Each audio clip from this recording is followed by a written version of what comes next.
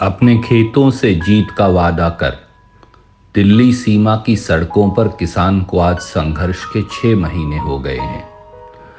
उनके संगठन को, उनके संघर्ष को, उनकी एकता को, उनकी इस संकल्पबद्धता को और खेत और अगली फसल और नस्ल बचाने की उनकी इस लड़ाई के आगे पूरा देश समेत मेरे नतमस्तक है।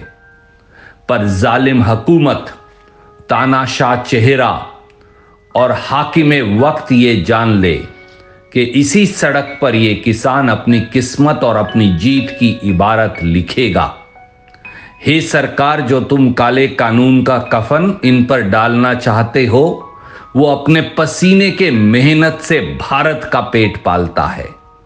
तुम जान लो कि जिसकी खुशबू से मिट्टी भी खिल जाती है, वो इस कानून को मिट्टी में मिलाकर इन काले कानूनों को सदा सदा के लिए खत्म कर अपने आने वाली नस्ल को बेहतरीन फसल की सौगात देगा।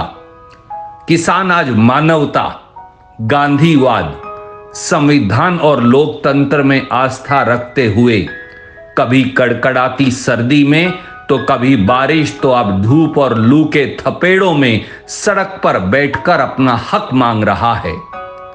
पर इस सदी के आंसू जीवी महानायक को फुर्सत नहीं कि चंद दूरी पर बैठे धरती पुत्रों से मिले।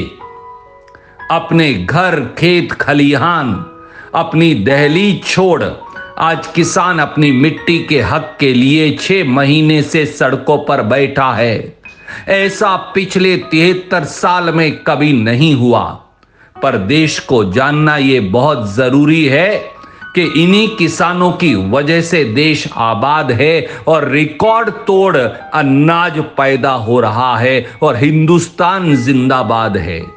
तो आइए आज 6 महीने पूरा होने पर विरोध दर्ज करते हुए हिंदुस्तान जिंदाबाद और किसान जिंदाबाद कहें, ताकि जुल्मी जाबर सरकार उनकी जोड़ी पर झुक सके और अगली फसल और अगली नस्ल की लड़ाई कामयाब हो।